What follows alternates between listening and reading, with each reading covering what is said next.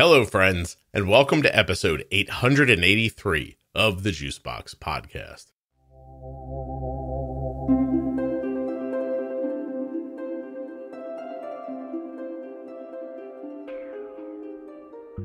Today's guest is an adult female living with type 1 diabetes who wishes to remain anonymous. Her story starts with a parent who wrote a book about her diabetes and the impact that had on her. The conversation just goes on and on. I honestly think this might be the longest episode of the podcast I've ever recorded. I really hope you enjoy what comes next. While you're listening today, please remember that nothing you hear on the Juicebox Podcast should be considered advice, medical or otherwise. Always consult a physician before making any changes to your healthcare plan or becoming bold with insulin. Also remember that if you have type 1 diabetes or are the caregiver of someone with type 1 and you're a U.S. resident, that you can help type 1 diabetes research by simply filling out a survey at t1dexchange.org. You can get 35% off your entire order at cozyearth.com by using the offer code JUICEBOX at checkout. And you can save 10% off your first month of therapy at betterhelp.com/juicebox just by going to that link.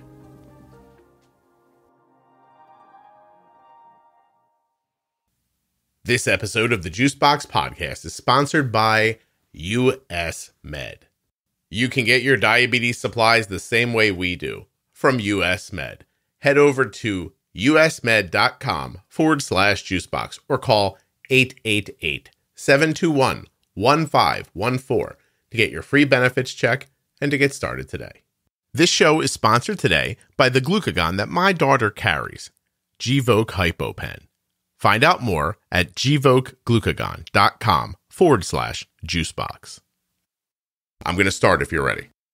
Yep, I'm ready. So we're going to start this one a little differently today. My guest today wishes to remain anonymous because of some of the things we're going to talk about. So you're not going to hear her name, and that's pretty much it. So can you tell me a little bit about yourself? Yeah, so let's see, I'm 33. I was diagnosed with type 1 diabetes when I was 7. So in November, I'm not sure what exact day. So I just passed the, 26th year anniversary. Yep. And I'm a therapist. That's my job, a mental health therapist. So that's been kind of fun through COVID, doing a lot of stuff over Zoom and telehealth. And other than that, I'm here to kind of talk about, what it was like for me growing up with diabetes with, I don't know, I would say maybe some complicated family dynamics, and just kind of learning through my own therapy and stuff, how that has kind of affected me. Okay. You think this is going to be an After Dark episode? Yeah, that's what we had originally talked about. But if you feel like it doesn't have to be by the end, that's totally fine. It doesn't have to be. Not have to be. It's however it goes.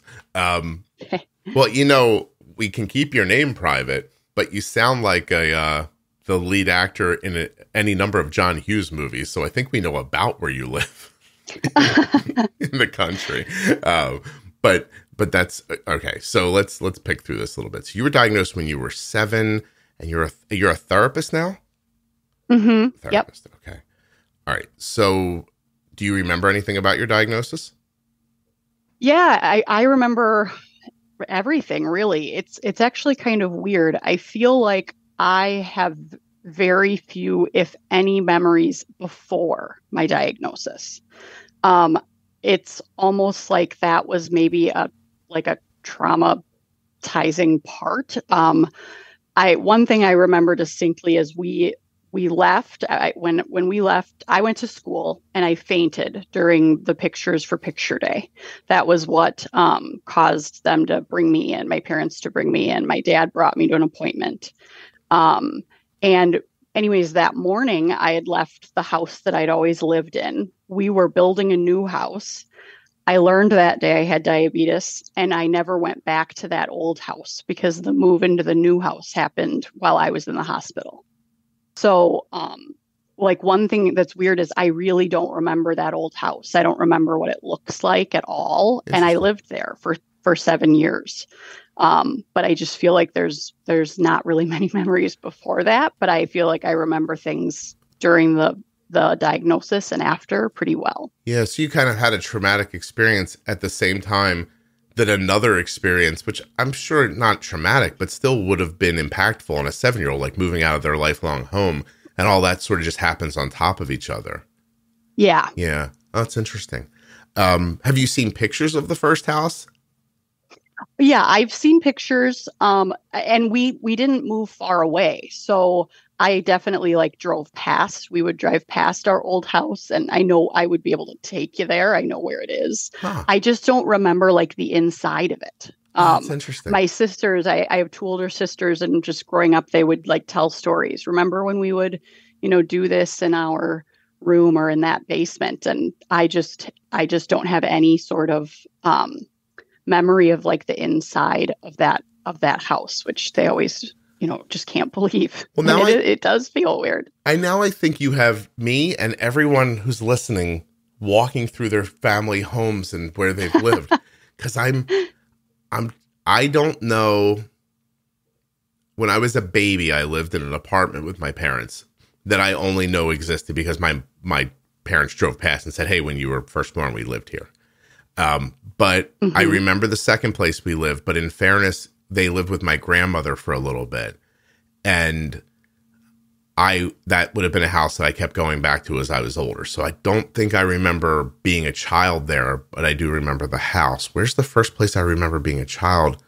It's the place we moved after we left my grandmother's house. So by then I would have been 6 or so. And it's interesting how, I can't believe you brought this up. I got a message from a kid. I'm 51, Caitlin. I got a message from a guy that I grew up with at that time in that first house in that first place we lived kind of after my grandmother's house. And he just was saying hi. And we were talking back and forth. He's not a person I've kept up with. And I remember his name, first and last, his brother's name, all the guys we ran around with, the girls that were around. I remember who my babysitter was. And I have the worst memory, but that part of my life is stuck in my head in a different way. And it's interesting that you lost that spot. Oh, that's something else. Was it a traumatic? I mean, you passed out during photo day, but other than that, how was the diagnosis? Yeah, it was. So obviously looking back 2020, we know that there were other symptoms. I don't remember this, but I guess one morning I had come down, just in my underwear because I couldn't find my clothes or shirt I was looking for school. And I remember my mom was really taken aback because I was so thin. And so she tells me about that. I also remember that I wet the bed, and I obviously had not wet the bed for many years at that point. And I also remember that I would just beg for a drink. I was so thirsty. And I remember my mom would be like, "You just had a big, adult glass of juice. You can't have anything else." Of course, she was giving me juice, which was making it worse, but we had no idea. Sure. And I do have one memory of sitting in her lap. This is before the diagnosis, probably just a few days. And I was just sobbing because I was begging her for more liquid. And she was just like, "Honey, you've drank so much. We're not going to have any more." And I was so thirsty. Obviously, looking back, we now know, but didn't know at the time. And so I think they were already I think there might have even been an appointment scheduled, but then it was later that week that I passed out during the class picture, and my dad came and picked me up and took me to the doctor. Wow. And then I remember us getting called back to their office, and I don't really remember the doctor telling us, but I know we were told, and then we were brought back out to the waiting room. And that was the only time I've seen my dad cry. Yeah. And it wasn't, audible, but I just saw tears. And I remember I asked him if I had eaten too much candy, if I had caused this or made this happen. And that was 96, right? 96. Yep. 1996. And still as a 7-year-old, you somehow made the connection in your head that you had diabetes and it might be because you ate candy. Yes. And I have absolutely no idea why I would have, thought that. Right. I'm just wondering if maybe the doctor, when they were describing it to me as a young kid, was saying that it was something that we're going to have to be careful or be real aware of how much sugar I ate. I'm wondering if they just said something like that when they were trying to explain it. And led your mind in that direction. If for me, I was like, oh, well, did I eat too much sugar? Yeah. So, but I don't remember the conversation really with the doctor. Okay. And then I remember my dad, called my mom, and that again, he was crying. And then we went to the hospital and I was in the hospital for a week. Because at that time, that was just what they did. They didn't, send you home in the same day or after a day or two. I was in the hospital and, had diabetes educators come in and I wasn't in DKA or anything. So, can you picture that hospital room in your head? Yes, I can. Yeah. Interesting. And my dad stayed with me pretty much the whole week. They had like a cot brought. So I remember we watched movies together and, there were parts of it, that was kind of fun. I remember the nurses letting me like run up and down the hallway a few times, because I was just like, wanting to run around and be a kid. Yeah. And I remember them kind of giving me permission and giggling and watching me just run up and down the hallway a few times during that week. So do you have any other type 1 or autoimmune issues in your family? My grandma's sister had type 1, but that is it. No other autoimmune disorders that I am aware of or that anyone else is aware of. I'm wondering if I might have other autoimmune disorders. I've been having some health stuff that we're trying to figure out, but so far we don't know what it is. What are some of your symptoms? Oh, geez. Well, the main thing right now is just like tons and tons of joint pain.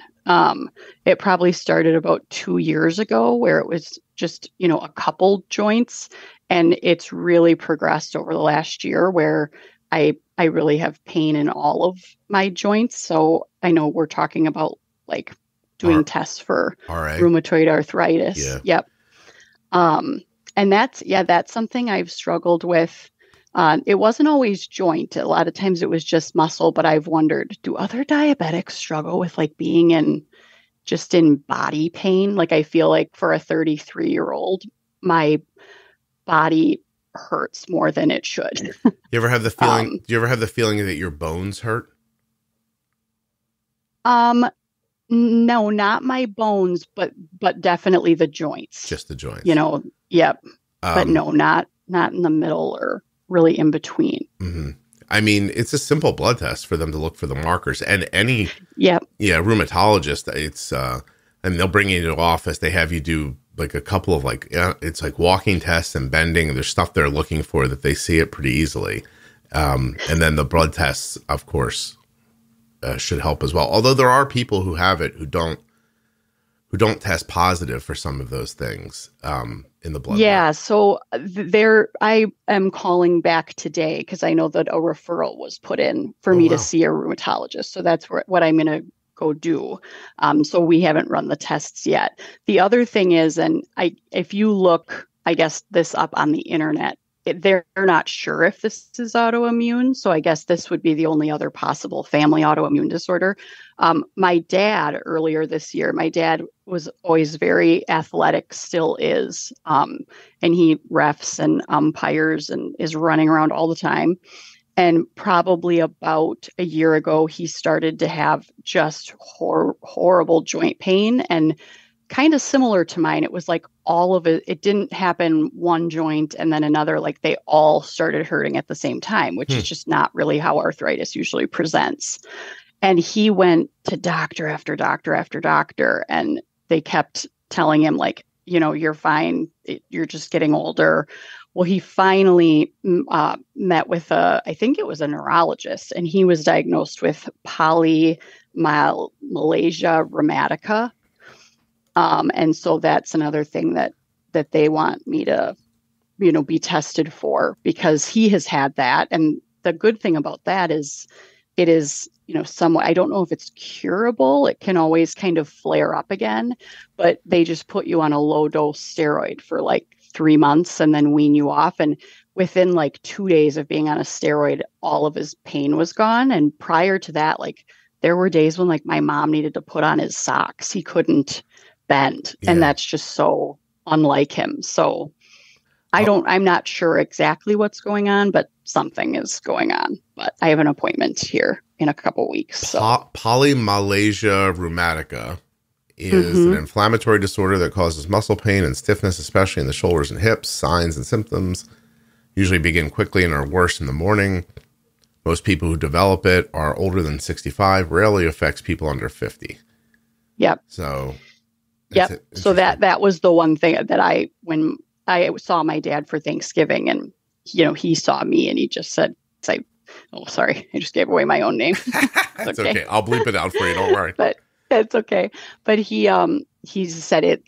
I can see. I mean, sometimes when I'm walking, when I get up, like I look like an 80-year-old person. I'm like very visibly limping, and he just said, "I really think that you have what I had." And we kind of looked, and I saw the age, but yeah, I don't know what it is. Well, we'll have to see. I wish you luck, because it's obviously no fun.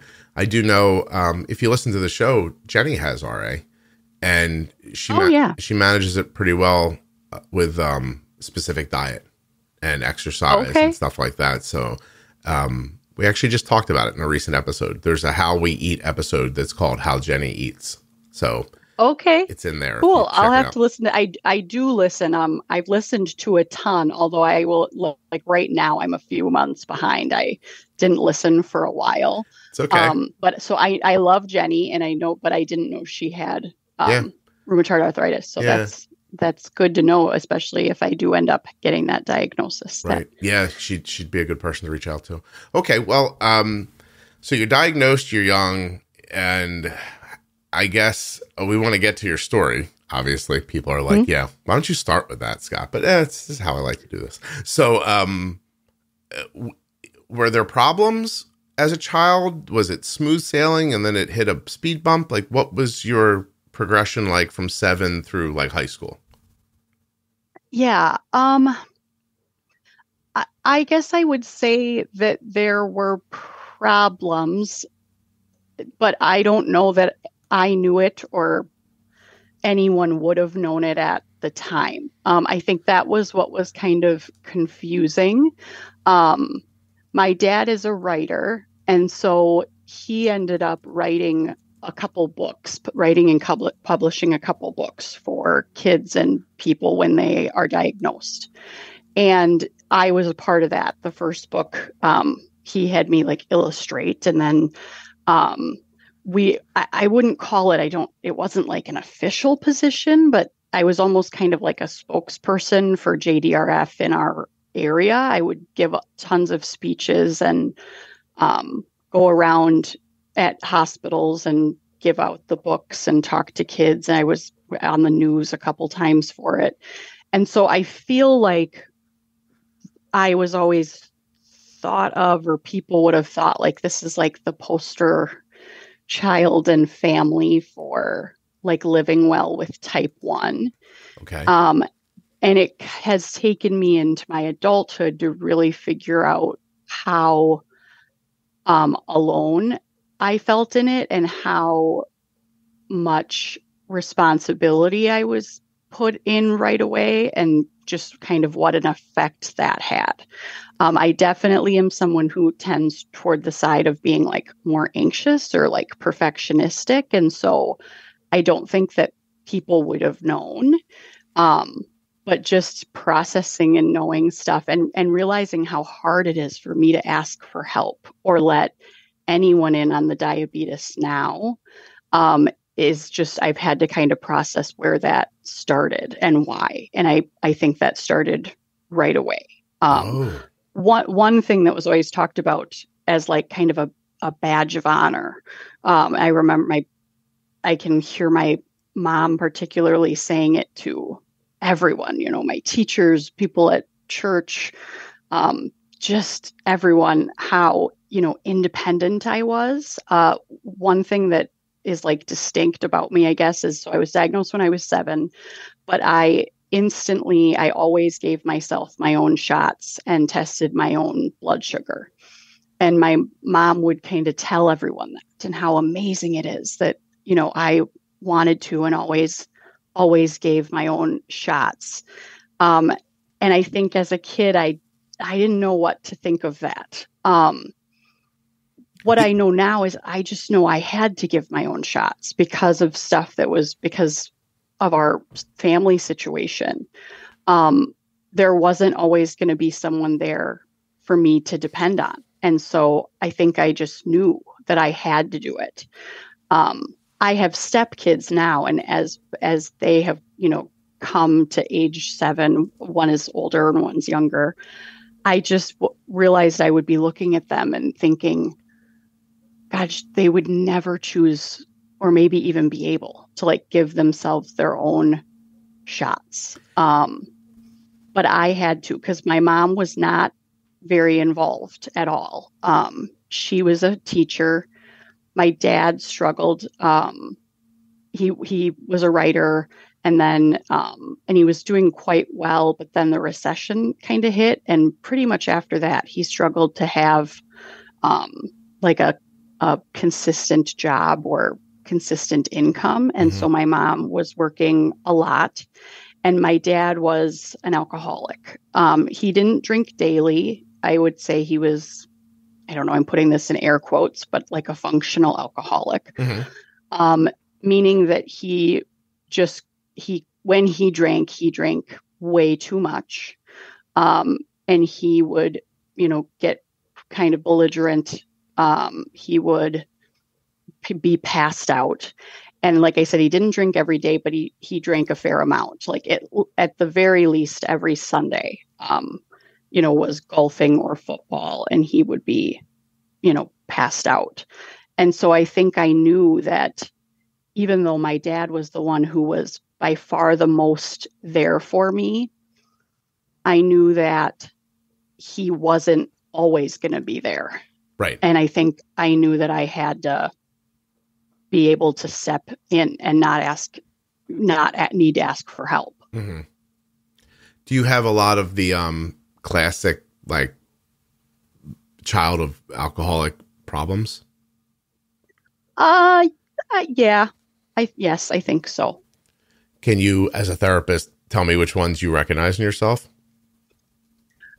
Oh, geez. I would probably have to pull up the list if I wanted to go through like clinically. But I mean, I know that I feel like that I am a helper, that I like caretake, very, very independent, very like afraid of doing something wrong. I don't like being around people who are really drunk, especially anyone like who is kind of an angry drinker, because that was definitely my dad. So yeah. I guess that hypervigilance thing where you feel like something's always about to happen. And that's where that feeling of, I can't count on you comes from. And and then it's worse if he's the one you're counting on. Yeah. Right. Because your mom's off working. She's covering for him in a different way. And now you have to be the one. And then on top of that, their behavior forces you into doing something that a child shouldn't have to do. And then you're celebrated for it on the other side. So it's confusing in two different directions. Yeah. And, Scott, one of the things that I find the weirdest, and again, like I have done, my own work. And I think there's always more work to be done. So I'm not saying I'm, over all of it, but like I have talked a little bit with my parents about this, but not a whole ton directly. And I don't know that I ever will. I don't know that I need to do that to like heal. And I don't know. I don't want to make them feel bad. That would be an alcoholic kid tendency right there. Yeah. That like, I'll just work through it on my own. I don't want to make them feel bad. But one of the weirdest things that I've kind of realized in adulthood, of course, I was very kind of enmeshed with that whole like book writing process. I remember even pushing back against that at times because it felt like my diabetes, like my dad would, just talk about it all the time and like send me articles about it. And I just remember I would say like, I'm not my diabetes. Like, I don't care. I don't need to be reading articles and diabetes books and doing all of this stuff all the time. I'm already doing these like book signings and there's enough, but I don't want to do more of that. Right. Yeah. Well, so then when I went off to college and there were several years of break of like not, seeing the books or doing anything with them. And as an adult, one day I went through and read them. And this was after I had gone to therapy. And I realized that some of like what I would say were kind of traumatic, even maybe medical neglectful situations were written in the book. Like they aren't things that my dad thought were not okay because he tells the stories of them as kind of a comedic way in the book. And I just remember the first time reading and thinking, my God, I forgot that was in here. And just, I feel like this used to be something that everyone said how great they were and what we're proud. And maybe people do find them, but me feeling, I'm like, great, we're telling these stories that are like really painful. Do you have an example of one of them? Like one that sticks out to you? Oh yeah. Well, okay. So the other thing is my dad stopped drinking because my mom, I remember we essentially had like an intervention. And my mom had told him, like, if you don't stop drinking, I'm going to take the girls and we're going to leave. And I remember my dad left for one night and I think I was about 10 and I was just sobbing and begging him to stay. And I think part of that too was because my mom really knew nothing. Like there were times where I think if my mom wouldn't necessarily know, like if my blood sugar was low, would that mean that I needed insulin or would I need food? She would know that I needed one of those two things, but I don't know. I think I'd have to kind of take the lead on which one. Right. And so I don't know how much of that was tied into it and how much of it is just a kid doesn't want their parent to leave. Right. Mm-hmm. So he came back and he stopped drinking. He didn't drink at all from the time I was maybe about 10 until I grew, I left the house. But he also didn't do any sort of treatment or any sort of therapy. Okay. He came from an abusive household. And so I would say that he exhibited a lot of the behaviors of like a dry drunk. And the biggest thing is just anger. If I look back at his dad, like my dad broke so many of the cycles. He was never physically abusive. While there were absolutely times he was verbally abusive, he wasn't always verbally abusive. He could also be, maybe 80% of the time, he was a wonderful, gentle, loving dad. Yeah. But he just had anger issues. And so what I also remember is that after he stopped drinking, like you would think, well, maybe I could lean on him more, but he would get so mad if something went wrong. And yeah, there were a couple stories. Like one time I came home from the movies with my friends. I think I was maybe like 12. And I tested my blood sugar and I had been mindful of what I ate. This was back in the day of like shots and regular insulin and all that stuff. And my blood sugar was maybe like 350. And my dad just flipped out and was just yelling at me. Like, why did I do that? Don't I care? I don't remember. I just remember him yelling to the point where I like ran out of the house and I locked myself in the van, in the family car, and I was just crying. And he eventually came out and apologized and, said that he was just afraid. I think that was the only time he ever apologized, but that story is in the book. Do you have the feeling that his upbringing was such a show that even if he were to drag himself 80% out of it, he's still going to be the dad you got? Is that kind of the idea? Like it's just yes. His hole Although was too deep? I think if he had ever did any therapy, it could have been better. But first of all, no one is perfect. We all have our stuff, of course, so I wouldn't expect, but I do think that, had he done some therapy around his childhood, I guess it would be my hope that anger would be better. Can I ask you real quick? Do you have that feeling because of things that he showed that made you think that he was right on the precipice, but just didn't know how to get over the hump? Does that make sense? I think so. Meaning like on the precipice of being able to even like conquer that or show up differently. Is that what you mean? Like he sees the issue and he wants to be on the other side of it, but he just doesn't have the tools to get on the other side of it. Is that how you feel about him? Oh, yes. Yeah. Yeah, 100%. And it was definitely like a huge topic.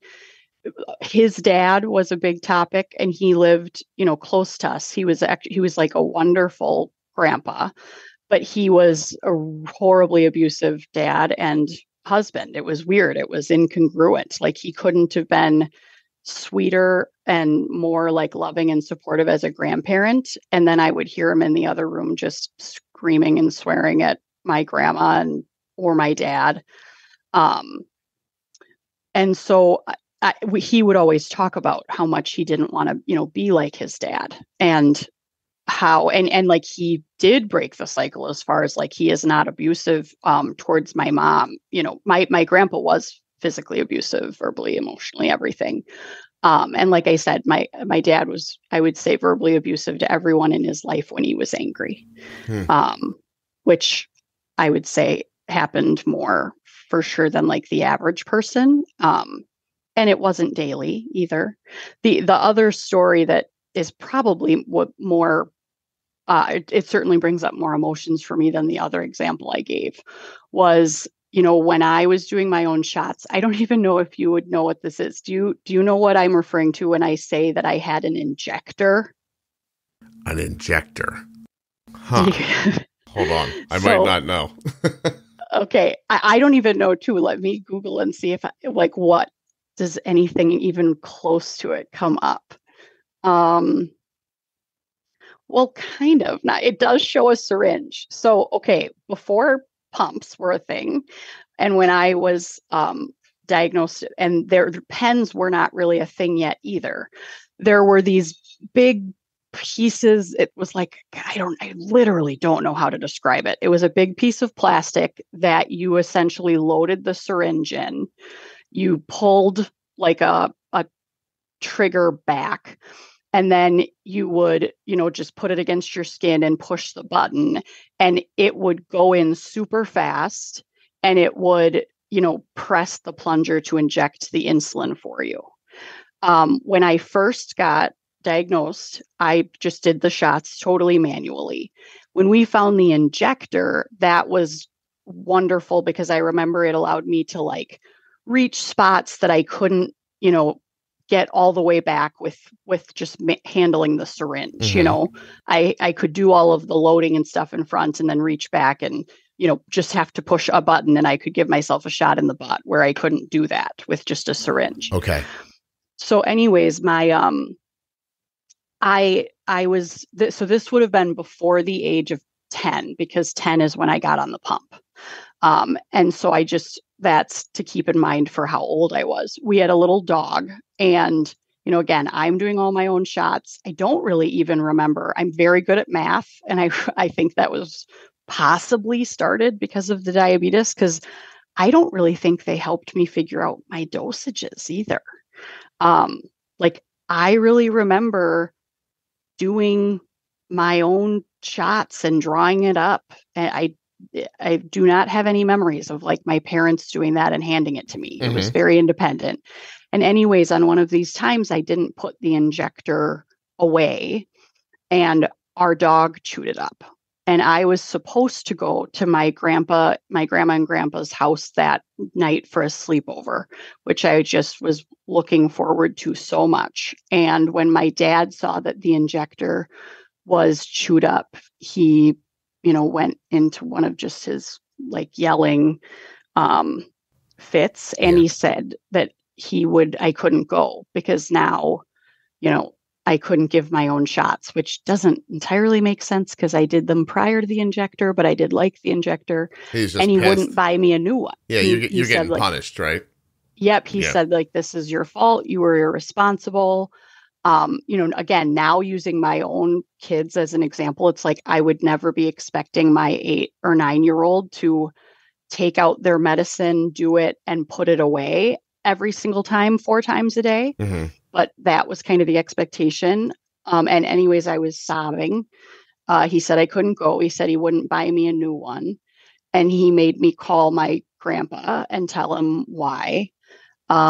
So I did. And what I do remember is about an hour later, my grandpa showed up to the door, with an injector. Oh. And so he went and bought one. And I just remember kind of feeling like he had, saved me in that moment. And that story is in the book. Yeah. Well, so two things. And again, just not in a way that feels like he thought, I wish I wouldn't have done that. Yeah. That wasn't. Yeah, he's probably proud of himself for teaching you a lesson. You know what I mean? He's probably like, oh, she did the wrong thing, and I fixed her. Like, it's such an odd. It's not that long ago, right? 1996 does not seem like that long ago. But Arden called me from college. She was there for like 2 weeks, and she goes, "Hey, I broke my phone." And Arden's had an iPhone since she was 5, okay, because of diabetes, and she's never broken one. And so I was like, oh, what happened? She goes, I fell out of the bus, which, by the way, if she ever comes back on the show, everyone needs to hear the story of Arden falling out of the bus. But she goes, and I didn't even let her finish. I'm like, are you okay? And she goes, yeah. And she starts telling me I scraped my leg and blah, blah. And it was embarrassing and like that kind of stuff. We're talking about it. And listen, I mean, I don't think anybody's in the position to just willy-nilly buy an iPhone. They're freaking expensive. But I just was like, I'm like, that's okay. Don't worry about that. I was like, just take it back to the dorm. It was the glass on the back. I was like, just take Scotch tape and just, cover the back, put your case back on, and we'll figure it out when you get home. It never occurred to me to be like, well, you have to come home from college now. Like, it's a generational, like, I really think that last group of people that grew up in the 50s, like, I don't even know. I haven't done the math, but did your dad, were his formative years like in the 40s or the 50s? He was, let's see, I have to think. He was born in 53. So like, I don't know if formative, but certainly, he was, well, he was raised by people who lived through that time and like that whole thing. Yeah. Can I say something that's going to sound crazy? This is not about your dad. Yeah. We got one more generation of people to get rid of. And then I think we're going to take a leap. I seriously, I'm sorry to say it like that. I think we're going to take a leap forward because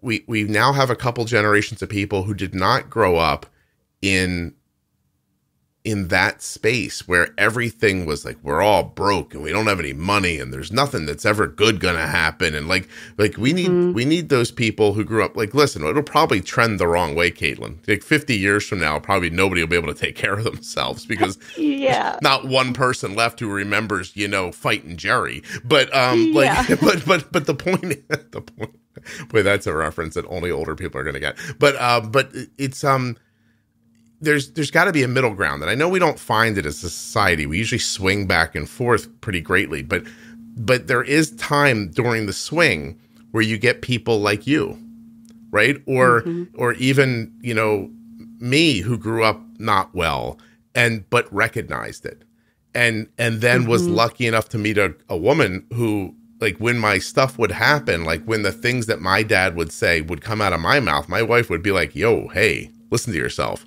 You don't feel that way. What are you saying?" And then I could recognize, like, oh yeah, like my dad would yell about this.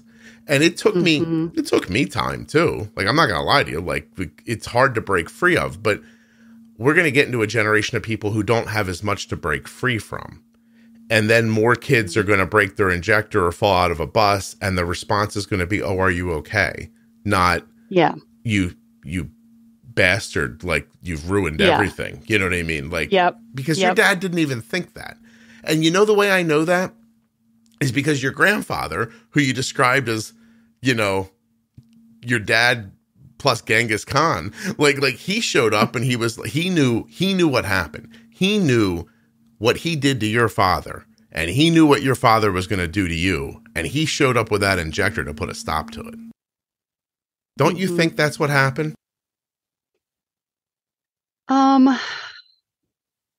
I've never thought of it that way. I guess I hope that's what happened. It's hard to know, because he was, I mean, until he died, he was very abusive. So he certainly never broke that cycle with my dad. So that doesn't mean he didn't know. He might have known and just not been able to stop it. But like, my dad went over and took care of him, you know, every single day for the last several years of his life. And he would, you know, just absolutely, you know, yell, throw things. He was just a really tough guy to his people he loved the most or was closest to. And somehow he turned that off for the grandkids and his daughter-in-law. It's interesting. Yeah, he was like kind of a different person, but we would see the other person. Like, he would, you know, be in the same room, and he would just either be screaming and swearing at his wife or kids, or be very sweet and gentle to his grandkids or sons' wives. Depression, you think? Think they're depressed? I know my dad is depressed. I remember that was another fear I had. I had a fear that he would like hurt himself. He has pretty caustic sense of humor. He's hilarious. Like, if you talk to people, they would all put top of the list that he was funny, but probably not the most appropriate humor all of the time. And I do remember what he would joke a lot about, like committing suicide. And I think for me as a kid, I didn't, you know, always take that as a joke. And I remember being afraid, because he worked out of the home. And so, well, like in the home, but I never understood why that was the term. That was confusing me, but he had an office in our house. And I remember I would be walking home from the bus and be very anxious that I hope Dad's okay when I get home. Yeah. Jeez, and you were anxious too. So on top of that, so he's making over the top jokes about his own demise, and then you're spending the day thinking, "God, I hope this guy doesn't kill himself," because he's the only person I can count on, and I can't even count on him. Oh, this is all right. Well, very interesting. So I have one more question before we move into how this, what this did to you as an adult. So here's my last question: Catholic? No, Lutheran. Well, so my dad was, I guess it probably would have been Catholic, because he went to a private school with nuns, and he was completely not religious because of that. He was also kind of abused in that setting. He just absolutely kind of hated organized religion after like going to school and having corporal punishment and just really pretty awful stuff from the nuns teachers at the school. So I guess that must have been a Catholic school, right? If it was nuns. My mom was Lutheran, and my mom continues to be and took us to church. My dad never went with us. And I'm no longer religious, but yeah, I was raised going to church pretty often as a kid, just that was just my mom and sisters. My dad didn't attend. And yeah. Hey, listen, I didn't believe. When I was in the 4th grade, I had a teacher. I remember his name. He's got to be dead. His last name was Segola. He was a prick. And if you weren't paying attention in his class or he didn't like what you were doing, he would sneak up on you with a yardstick and smash it across your desk. And he wouldn't hit you. I was in public school, by the way. So if I'm in 4th grade, let's do the math. I was born in 71. I would have been, like 7 in 4th grade. So it was the late 70s. And for people, who don't know what a yardstick is, it's a measuring device about 3 feet long, made out of wood. And even if you still have one today, if you pick one up at the Home Depot or Lowe's, they're almost like, they're a joke. They're like pressed wood. But when I was a kid, they were a thick, solid piece of laminated or lacquered wood. Like it was a thing, you know? And it was frightening because sometimes you'd see him coming and you'd be like, oh God, is this for me? You know what I mean? And he would never hit anybody, but that was public school. You weren't allowed to hit people, but he was still basically, he was intimidating you. Like I look back on it now, and it was intimidation. It left you with the feeling like it could get upside down, and he might hit a motherfucker. You know what I mean? Like and that's the vibe you lived in. And I'll tell you what, he was the guy I couldn't. If I've told the story before on the show, where I didn't know my multiplication tables until I was much older than I should have been, and it started with him. Like I could not learn in his presence at all. Well, no, it's that whole idea. Like when you're in like fight, flight, freeze, when we're in that mode, you aren't learning. Like the only information you're taking in is like, how do I stay safe now? You know, how do I not get on the other side of that yardstick? And it doesn't take you to actually be hit if there's the fear that you could be. And that was a little bit, that would be there with my dad, just because he would, like I said, he was never physically abusive, but he would throw stuff, or sometimes, I don't know if it was break. I guess I don't. Yeah. Yes. Like I remember one time he found my sister had, I think it was the Kid Rock CD, that on the CD was just like a middle finger pointing up. And he had told her like to turn her music down. And I think she wasn't even supposed to have that CD. It might've been her friend's, and she had it up super loud. It was horribly graphic. And he came in, and I remember he was yelling, and he turned it off. And I was in there with her because I can remember it. I saw him, and he just held the CD up like over his head, and he just crunched it in his hand and shattered it. And so I remember that too, that like my dad never hit me, but there was just that fear that there was posturing, the way that his body would be, and even just how out of control the yelling and things were. Right. You were just never 100% sure.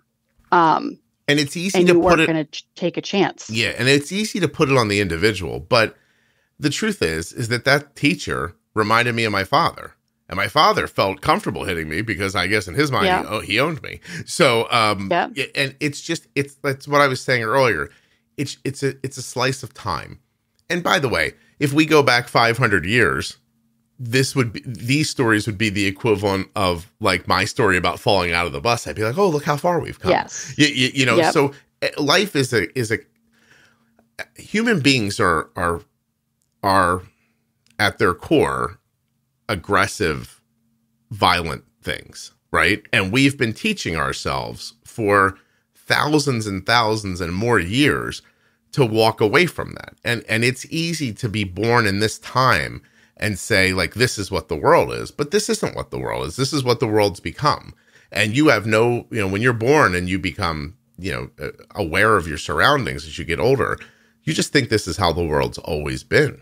And the truth is, it's not always been like this, and it might not always be like this. It might change for the better.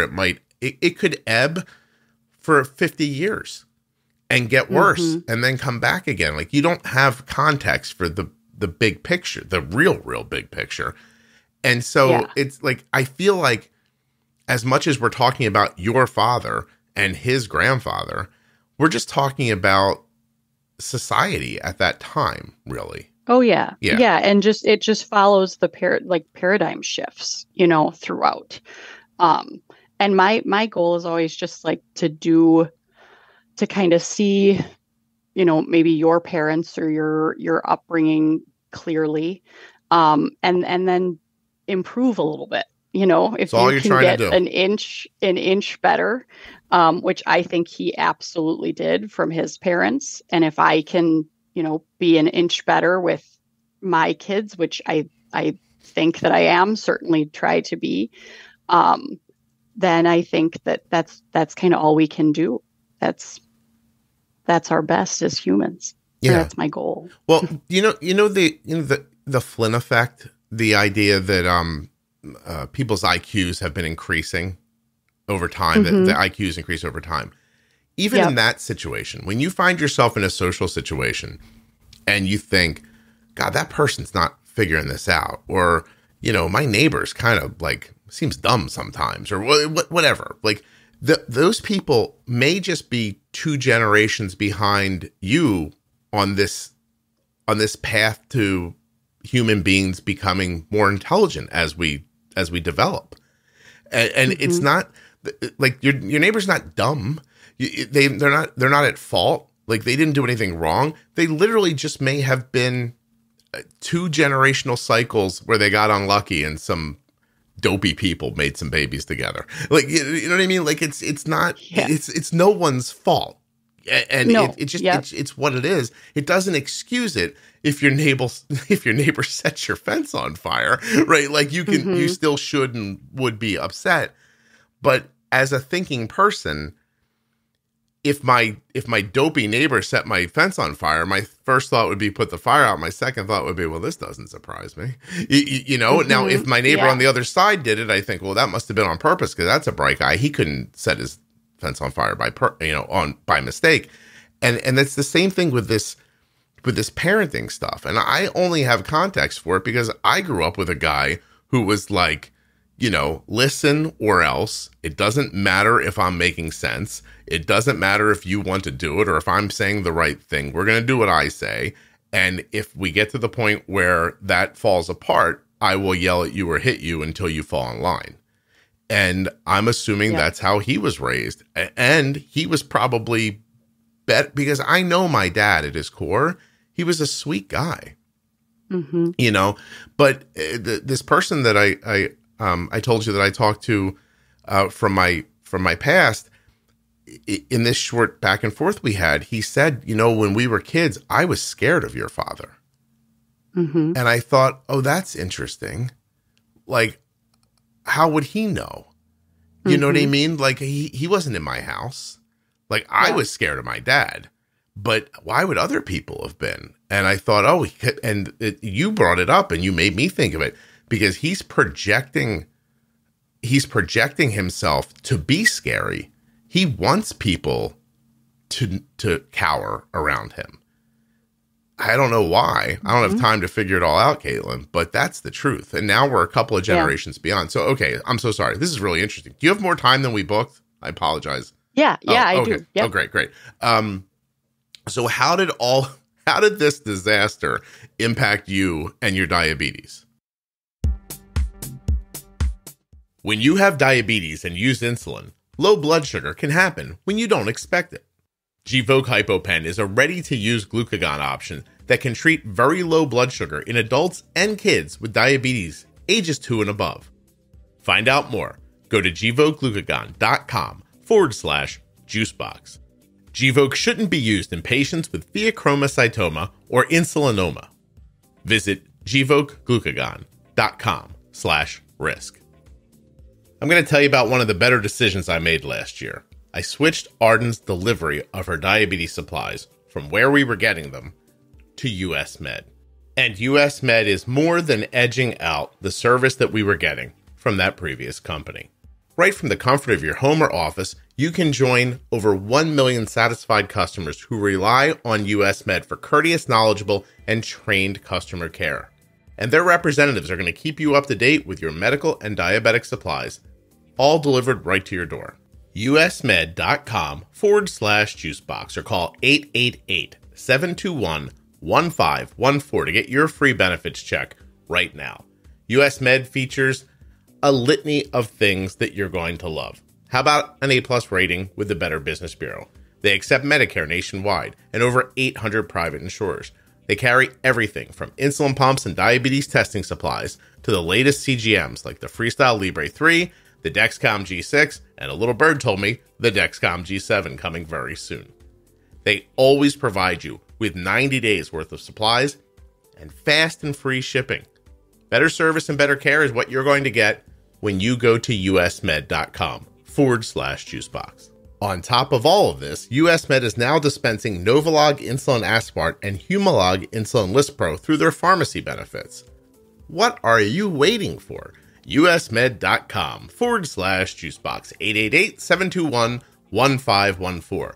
US Med is the #1 distributor for Freestyle Libre systems nationwide.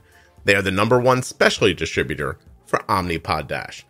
They are the place we got Arden's Omnipod 5s from. US Med provides Arden with her Dexcom supplies. And they're the #1 fastest growing Tandem distributor nationwide.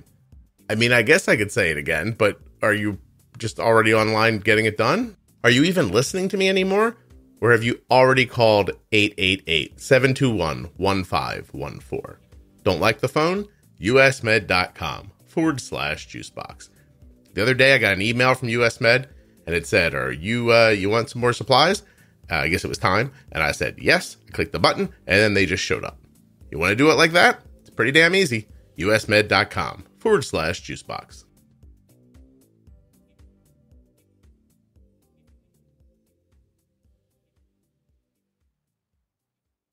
Well, I think I've had like chapters. When I was really young, I remember just, feeling like you have to manage this on your own. I definitely remember like sneaking downstairs. I did not feel well. I knew something was off and I would sneak my insulin and meter upstairs and I'd see 450 and I'd be like, oh God. And I'd kind of guess and take a shot. And I knew no one knew that I was taking a shot. So there wasn't going to be anyone to check if I took too much or not. And I really just have to look back at myself there and have a lot of compassion for what that would have been like for me as a kid. Because I knew what could happen. I knew that I could die, but I didn't. My dad's knowing that it was 450 and yelling was scarier, I guess. Yeah, at that point. Yeah, because I think well, I'm sorry, your blood sugar is the injector. Like you broke it, you did it wrong. You're gonna get. Oh yes. Yeah, right. Oh, yeah. It's coming for you now. Right. I'm sorry. Yep. Go ahead. Yeah. Yeah.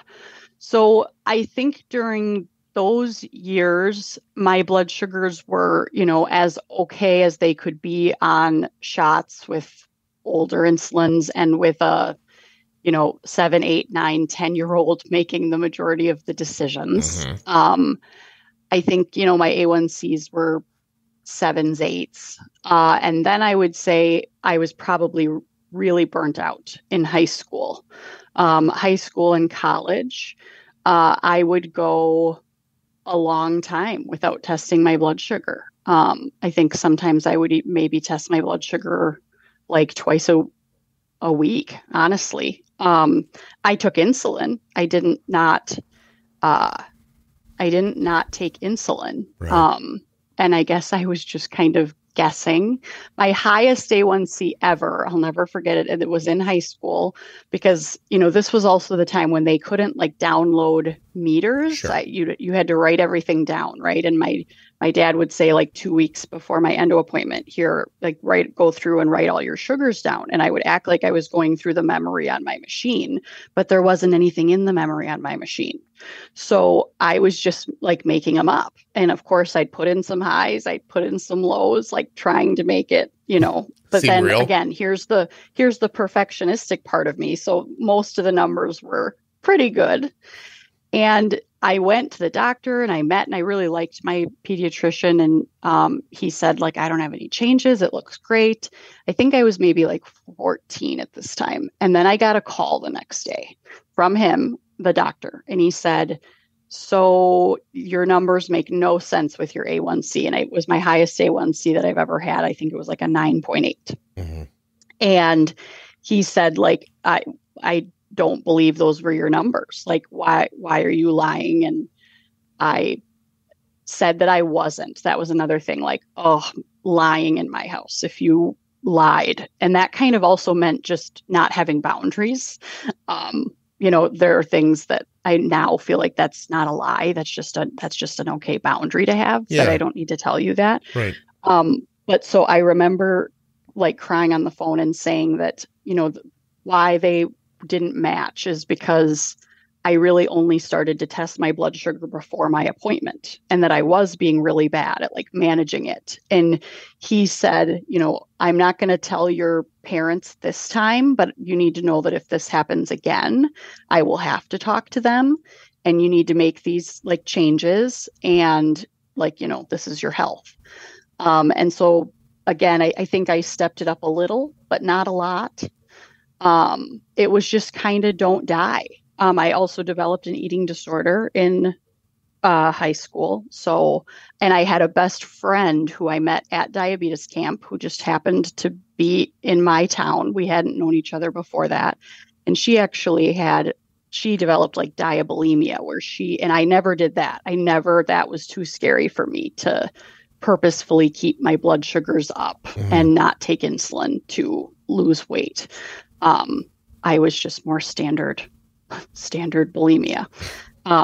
But so I don't really know how that affected it. And then I would say after college, I checked back in, but I was told for years and years, Scott, that I was a brittle diabetic. And God, I believed it. Mm-hmm. I was going from 300 to 30, 4 times a day. Yeah. And they would just, there's nothing we can do. You're really doing a good job managing what you can. And your podcast was like life changing for me. And I'd say I started listening to it probably like 2 years ago. And I've had the best A1Cs that I've ever had. And it really happened very quickly. Oh, that's terrific. Yeah. So I would say before that, my A1Cs were very regularly like, 7.8 to 8.2. And now my most recent one was a 6.0. Yeah.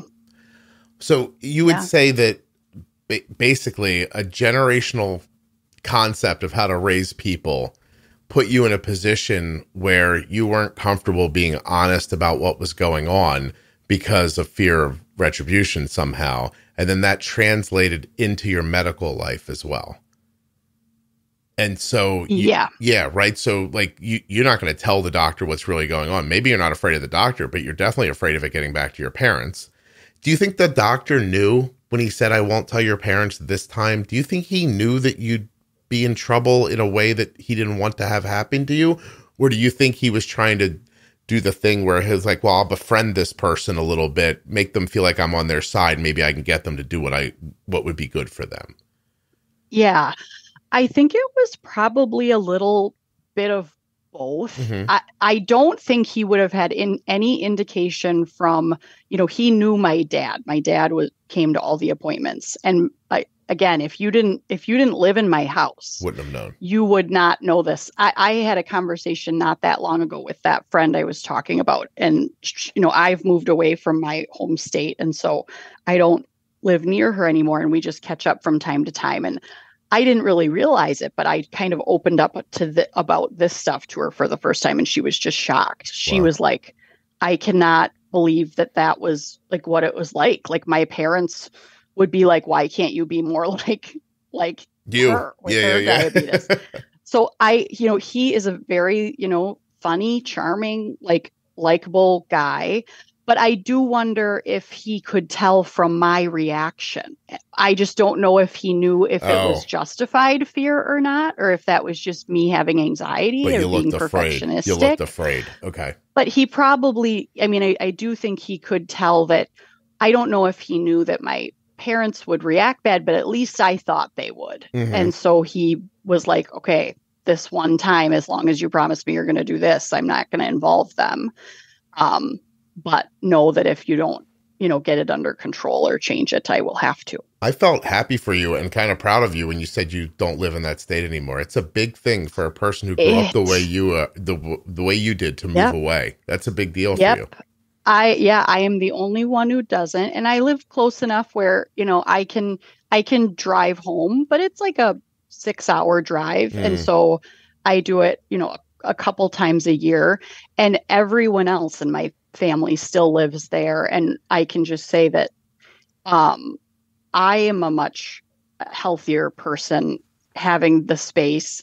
And it is interesting every time I go home, just seeing, I'm more of like an outsider now, because I've grown. And I would just say that my sisters, and parents have stayed very much in a very similar dynamic. The gravity of those situations is so heavy, and it draws people in, and they just can't break away from it, right? And the codependence that happens, and the unhealthy behaviors that feed each other, and how people in the family take on, roles like you're the person in the family we can all pity, and you're the person in the family we can shit on, and you're the person in the family that seems like they're in charge, and mom and dad are somehow treated like, I don't know, like the Pope and his assistant, like, even though we all know they're not.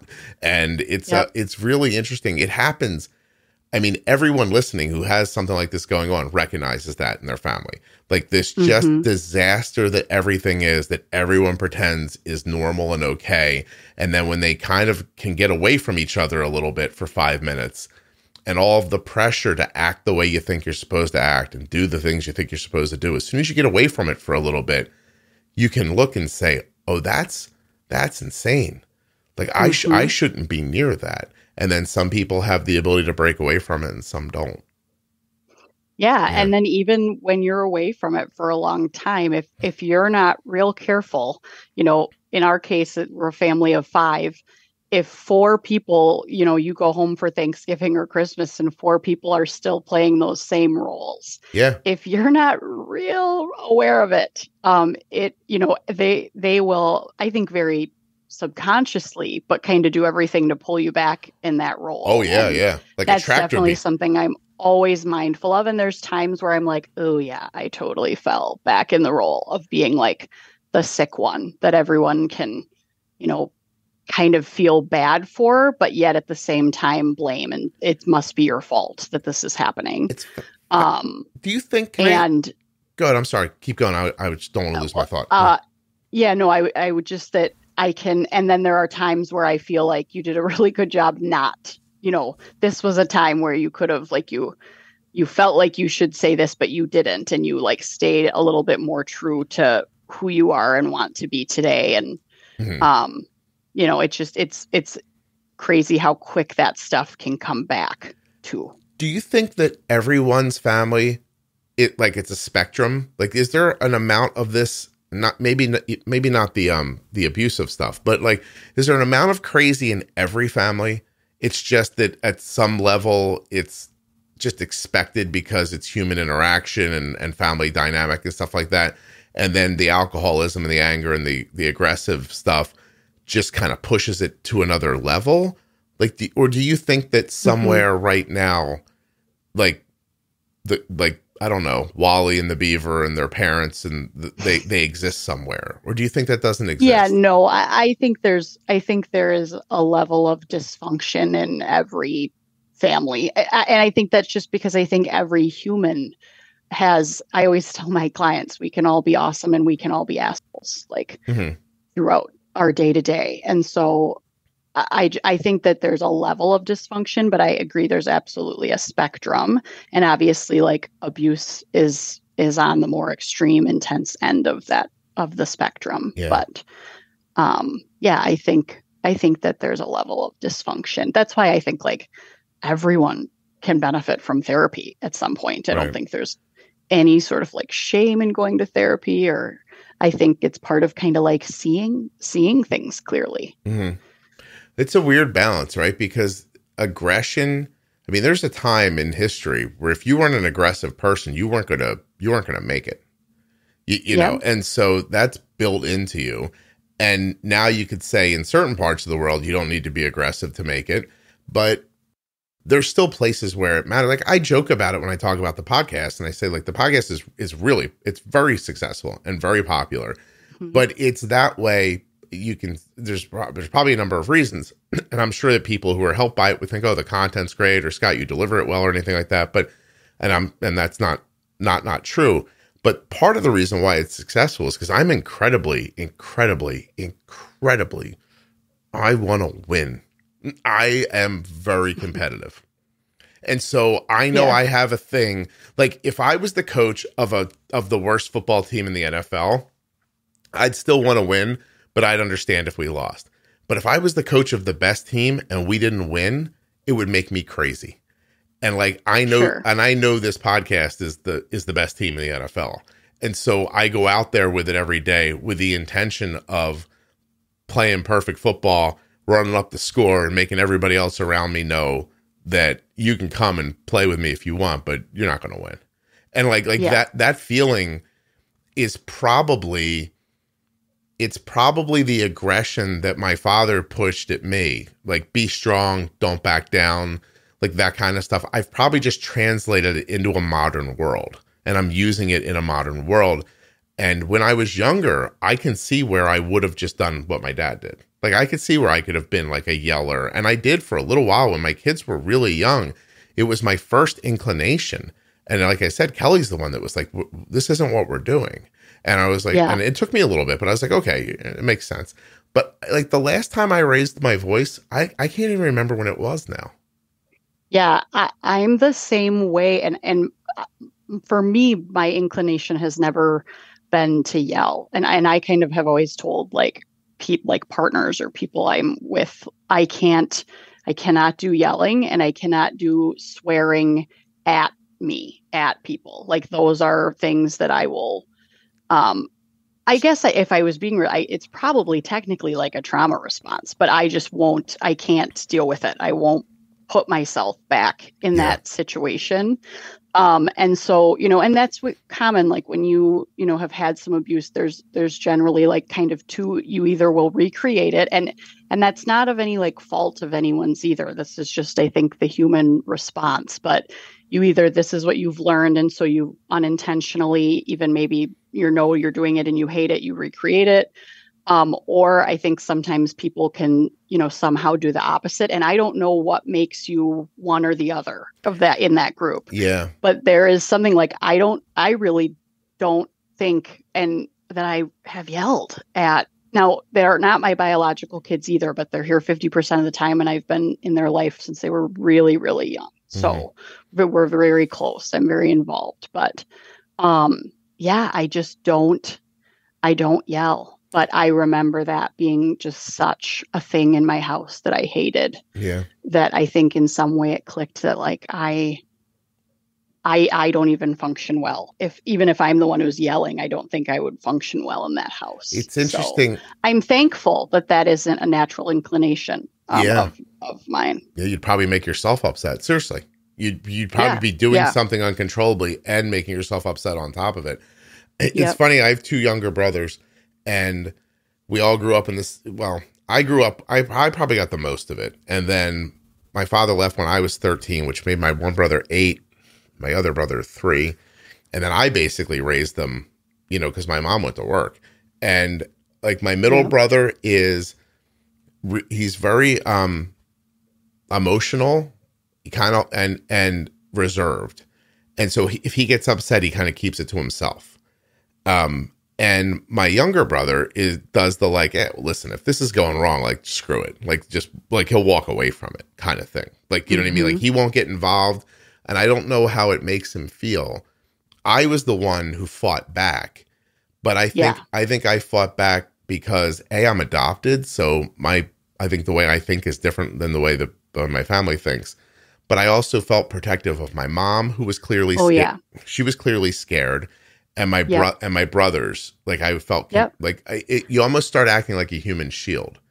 Like for sure. I think that's really common with oldest, like that would be an oldest sibling trait in an abusive. And my oldest sister was the same way. She would like, I remember both me and my other sister would be saying to my sister, stop, just don't say anything else. Stop talking to him. I remember one time she got up from the table. She threw a piece of pizza at him and he like threw his chair back and was like going after her real fast again. He didn't like make contact with her, but I was just in disbelief that she did that. And I'm sure he was being really mean to her at the table, but she was she kind of had to have the last word.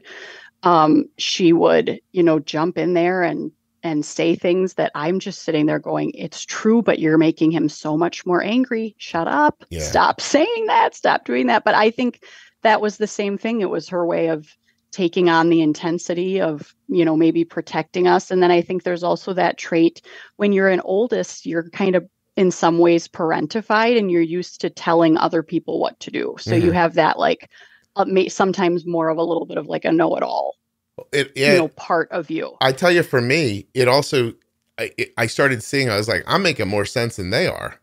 You know what I mean? And so maybe I should be like running the thing here.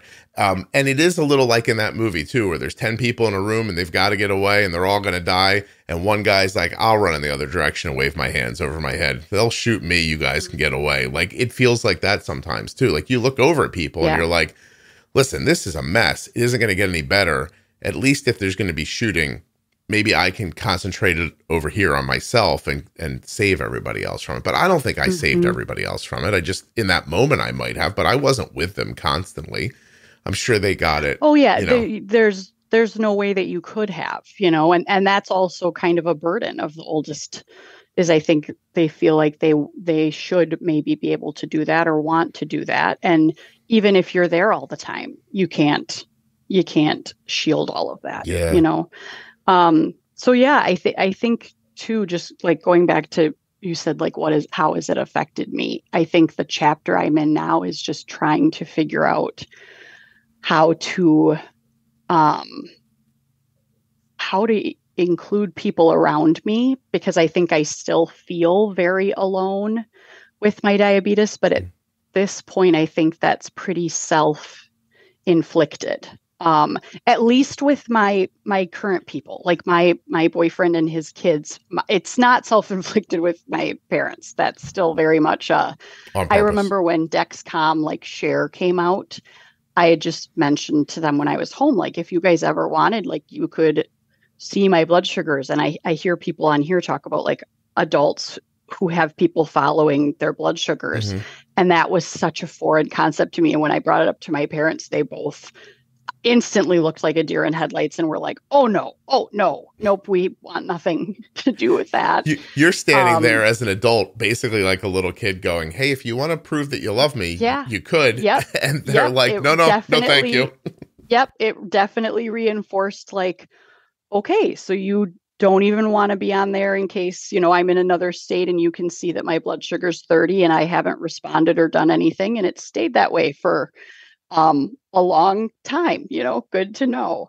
But like, I need to figure out too, I just don't even know where to start. Like, I also have pretty significant sleep apnea and we've gone through these many treatments and things have not worked for various reasons. And so I'm very possibly going to have a surgery where they like move my jaw forward because my airway is very small. It's like 20% of what it's supposed to be. Wow. And this surgery, it would be a really big deal with recovery. It would be like 6 weeks on a liquid food diet. And I've listened to your episodes and Jenny's episodes about like being in the hospital, and dear Lord, do I have some like ER hospital experiences. I do not want to hand my diabetes over to the doctors, but I'm also painfully aware that there is absolutely not, there's no one in my life that would have the first clue with how to take my diabetes over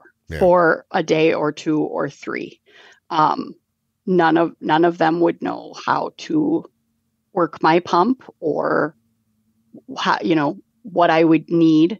And again, some of that was just the dynamic of my family of origin. And now it's like, I wouldn't even know where to start on how to like, really let my boyfriend in on it. And we've kind of tried a couple times, and then he just too is like, it's overwhelming, and I'm probably not explaining it in the best way because I don't have a lot of practice doing that. But I always just end up having that same reaction of, it's just easier if you do it. But I don't know what that would look like, and that makes me nervous of like, all right, what are those first 5 days gonna look like? Yeah. Well, you're basically they're gonna leave your blood sugar in the 200 or 300s in the hospital and just kind of keep you alive long enough. I mean, seems like a really serious surgery. I mean, if you've gotten to that point.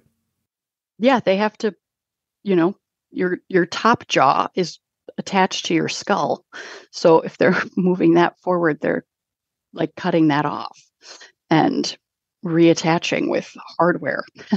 Yeah. So if you're thinking of doing that, it sounds like you've tried a number of other things already to avoid that. Oh, yeah. Yeah. Yes. Yeah. I've tried everything. And again, that's to those, like these kind of weird symptoms that follow me around. Like I've been just tired since day one, like of probably high school. I could have slept anytime, anywhere.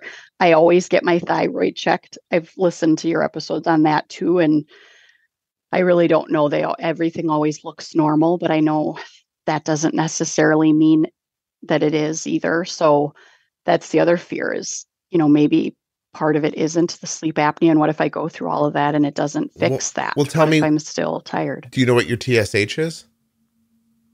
I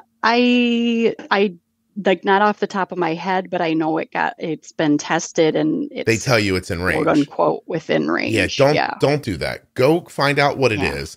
And if it's over 2, tell them you want to be treated for your thyroid symptoms. That's it. I don't care if your TSH if it's over 2. Yeah. If it's over like 2.1 right in there, then tell them, look, I have a lot of thyroid issues. And because what I'm guessing is your thyroid's going to come back at like the TSH will be like 4 or 5 or something like that. And they're going to say, oh, that's in range, but it's not. You need it under 2 to get rid of your symptoms, which, by the way, could also be your joint pain. Yeah. Seriously. Like that's a simple thing to check on first, and a good way to get the doctor to kind of help you if they're like, well, we don't treat thyroid if it's not blah, blah, blah, whatever they're going to say. Yeah. Say, look, I have a lot of thyroid issues. My TSH is over 2. I've heard from a lot of people who, manage their thyroid well that, 2 or under is what you're shooting for without getting hyper. And so what's it going to hurt to give me some of this medication and see if my issues clear up? I guarantee you, if you're over 2, that's going to help you. Okay. Yeah. So I just found it. It's 1.01. Yeah. See, that's good. So that's pretty good. That's good. Yeah. So maybe then the RA, maybe you have RA and that's part of like your sleeping. Like maybe you're not sleeping well. Yeah. And I'm not sleeping well. When I've done 4 sleep studies this year. And when I'm untreated, like I did an untreated one, and I think I woke up, I had these like awakenings, like, 42 times an hour, and I never hit REM sleep once. I had 0% REM sleep in like the 7 hours I was asleep. So, And then, we have the different treatments. But that is the other thing is I feel like I've had a lot of other just like health issues. And that is something I feel like kind of insecure about and have struggled. And again, have this urge to ask for help, but at the same time have an urge to hide that because it means there's something wrong with me or I've done something wrong. Yeah. So it's just created that kind of double bind. What happens to you when you have that thought as a human being, but then you're also a therapist and you recognize that thought is not real? Like, what would you tell a patient if they said that to you? Yeah, well, I specialize in a therapy called DBT, dialectical behavior therapy.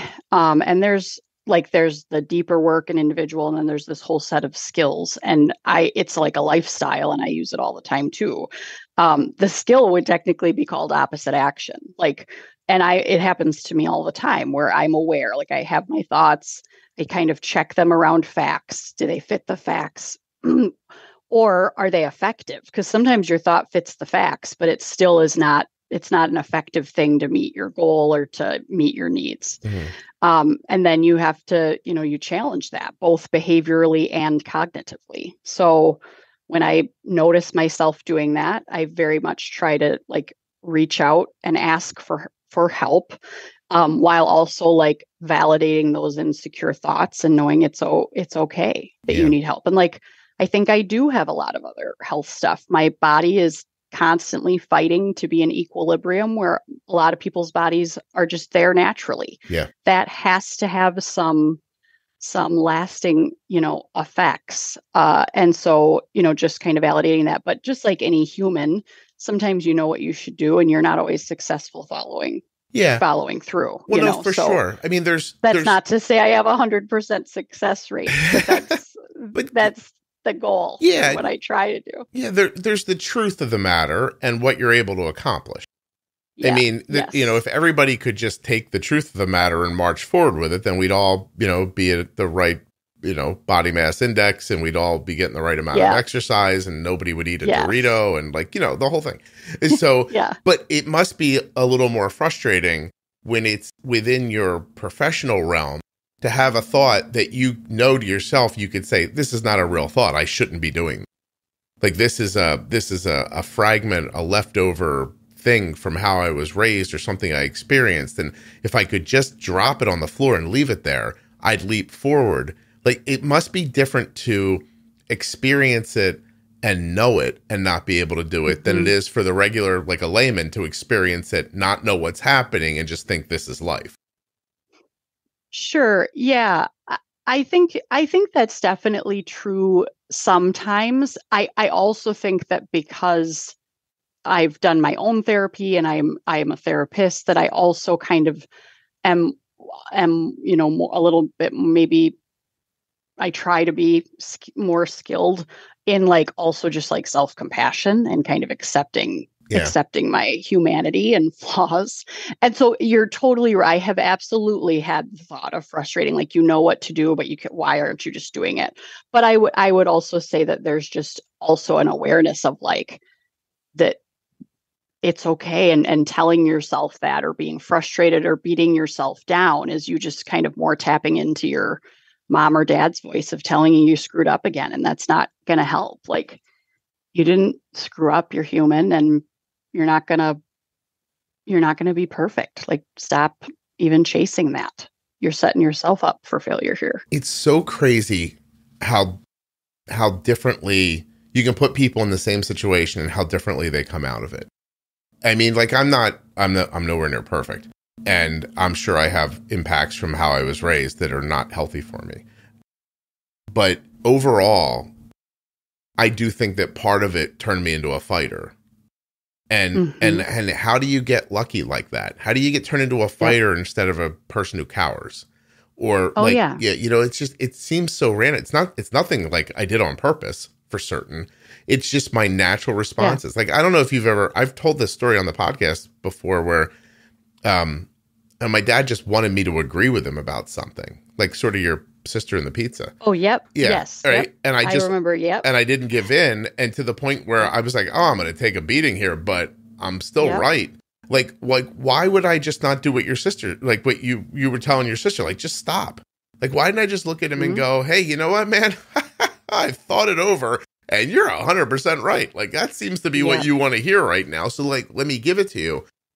And there are also people who would have fought back like I did, but then turned into their father.